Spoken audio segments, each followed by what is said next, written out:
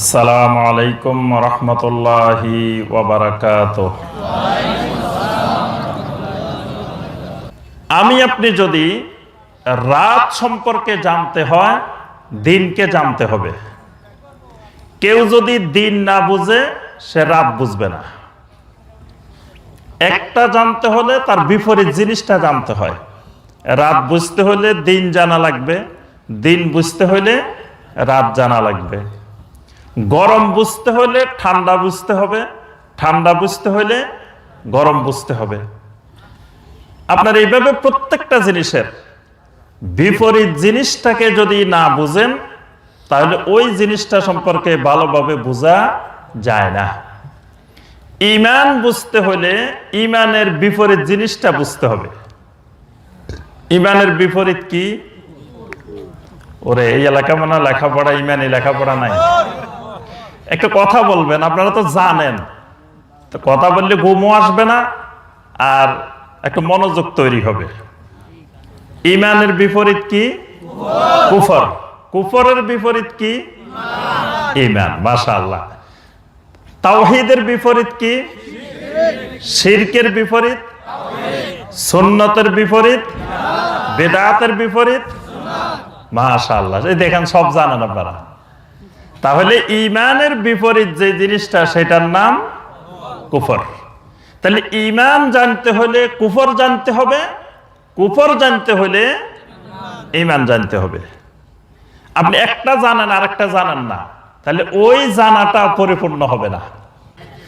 সূরা আল বাকারা 256 নম্বর আয়াত, আল্লাহ সুবহানাহু ওয়া তাআলা বলতেছেন, ফামাই ইয়াকফুর বিত-তাগুতি ওয়া ইউমিন বিল্লাহ ফাকাদ ইসতামসাকা বিল উরওয়াতিল ওয়াসকা লা ইনফিসামা লাহা ওয়াল্লাহু সামিউন আলিম।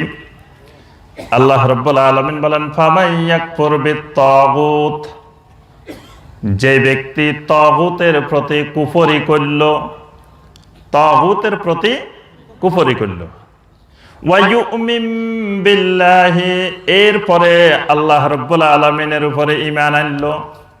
তাহলে আগে আপনি কুফরি করতে হবে, তারপরে ঈমান আনতে হবে। তবে কুফরি আল্লাহর প্রতি না, কুফরি কিসের প্রতি? তাগুতের প্রতি কুফরি করতে হবে, ঈমান আনতে হবে আল্লাহর উপরে। এখন আপনি ঈমান আনলেন, শুধু তাগুতকে অস্বীকার করলেন না, তাগুত পরিহার করলেন না, ঈমান হবে না। আল্লাহর জমিনে যত নবী আসছেন, কতজন আসছেন নবী বলেন তো দেখি? পৃথিবীতে আদম আলাইহিস সালাম থেকে নবী শুরু, মুহাম্মদ রাসূলুল্লাহ সাল্লাল্লাহু আলাইহি সাল্লামকে দিয়ে শেষ। এই মাঝখানে কতজন নবী আসছে? মাশাআল্লাহ, এলেম কালাম কিছু আছে। অন্য জায়গায় জিজ্ঞাসা করলে কি বলতো? 1,24,000, মতান্তরে 2,24,000। এটা শুনছেন না?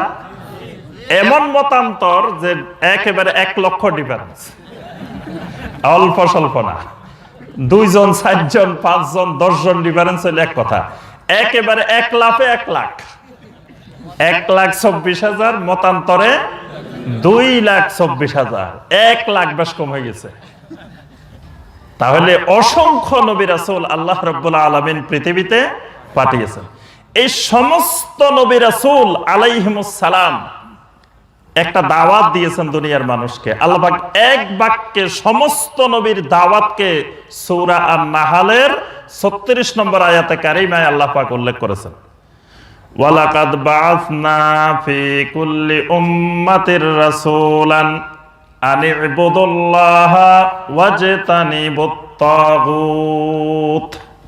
আল্লাহ রাব্বুল আলামিন বলেন, আমি প্রত্যেক জাতির কাছে, প্রত্যেক উম্মার কাছে রাসূল পাঠিয়েছি।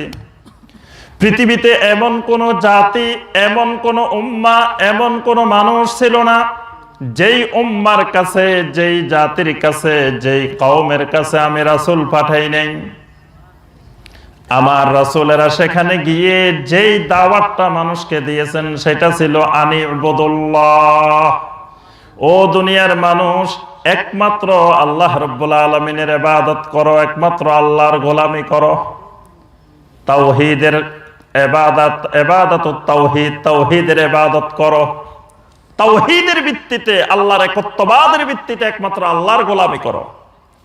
ওয়াজতানিবুত তাগুত, পাশাপাশি তাগুত ছেড়ে দাও, তাগুত পরিহার করো, তাগুত থেকে দূরে থাকো, তাগুত থেকে সরে যাও। আল্লাহমুখী হও, তাগুত থেকে সরে যাও, তাগুত থেকে দূরে চলে যাও। তাহলে একটা আরেকটার বিপরীত, একটা অস্বীকার করতে হবে আর একটা গ্রহণ করতে হবে, দুটা মিলে ঈমান। এই জন্য প্রথমে লা ইলাহা ইল্লাল্লাহ যদি বলি, দেখবেন যে এটার মধ্যে দুইটা অংশ আছে। প্রথমে আমি বললাম লা ইলাহা, অর্থ কি?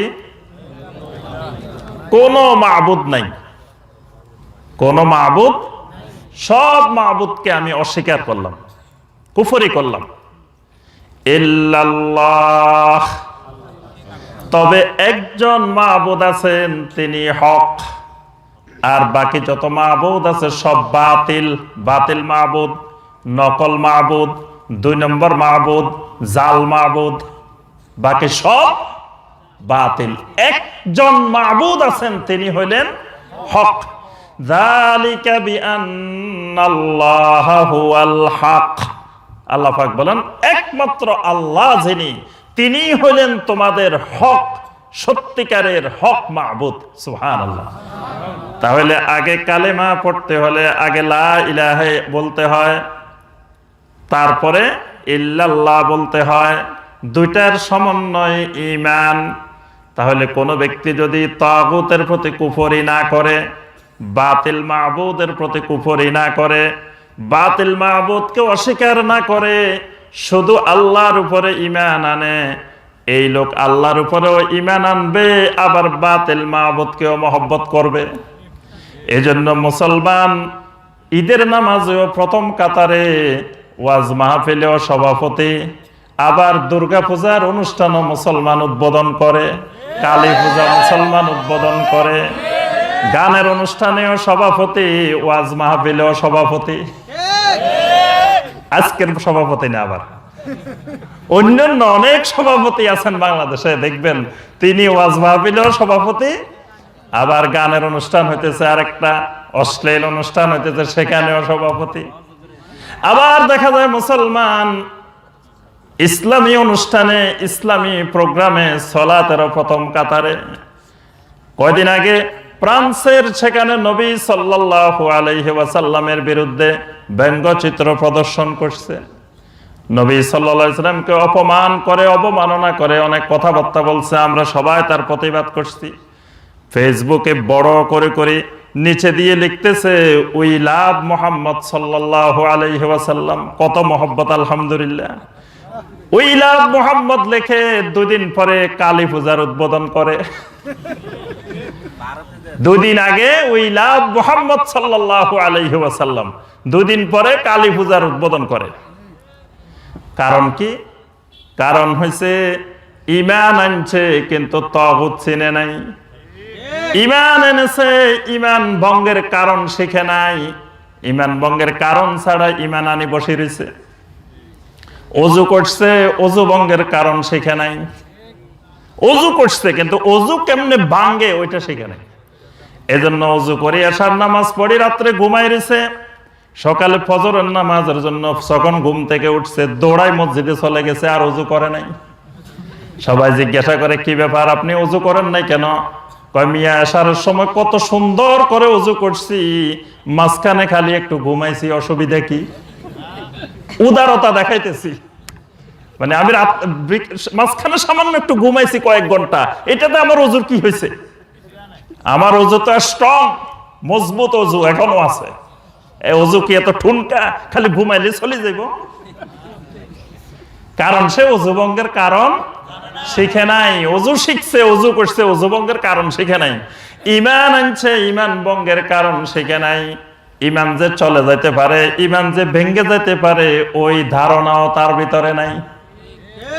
আজকের মুসলিম, কত মুসলিম ভাই বোন ঈমান হারাই বসে রয়েছে, কিন্তু মনে করতেছে ঈমান পাক্কা মজবুত। এই জন্য আমার ভাইয়েরা, আমি প্রথম যে কথাটা বলতেছিলাম যে ঈমান আনতে হলে ঈমানের বিপরীত জিনিসগুলো জানতে হবে। ঈমান বুঝতে হলে কুফর বুঝতে হবে, ঈমান বুঝতে হলে শিরক বুঝতে হবে, ঈমান বুঝতে হলে তাগুত বুঝতে হবে, ঈমান বুঝতে হলে বেদাত বুঝতে হবে।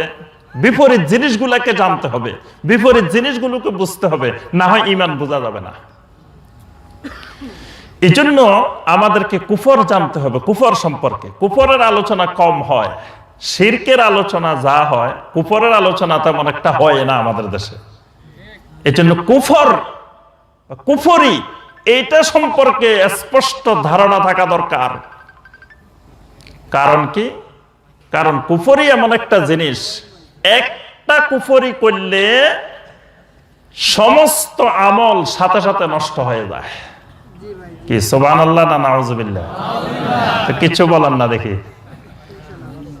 একটা কুফরি করলে সমস্ত আমল বরবাদ। সূরা আল মায়েদার 5 নম্বর আয়াত আল্লাহ সুবহানাহু ওয়া তাআলা বলেন, ওয়া মান ইয়াকফুর বিল ঈমানি ফাকাদ হাবিতা আমালুহু ওয়া হুয়া ফিল আখিরাতি মিনাল খাসিরিন। আল্লাহ রাব্বুল আলামিন বলেন, ওয়া মান ইয়াকফুর বিল ঈমান, ঈমান আনার পরে যদি কেউ কোনো কুফরি করে, একটা কুফরিও যদি করে, ফাকাদ হাবিতা আমালুহু, তার সমস্ত আমল নষ্ট হয়ে যাবে, সব আমল বরবাদ হয়ে যাবে। জীবনে যত আমল করেছি, যা করেছি, সমস্ত আমল মুহূর্তের মধ্যে শেষ একটা কুফরি করলে। তাহলে কুফরি কিভাবে হয়? কুফরি সম্পর্কে জ্ঞান না থাকলে আমি কুফরি করে বসে থাকলাম, ঈমানও বরবাদ, আমলও বরবাদ।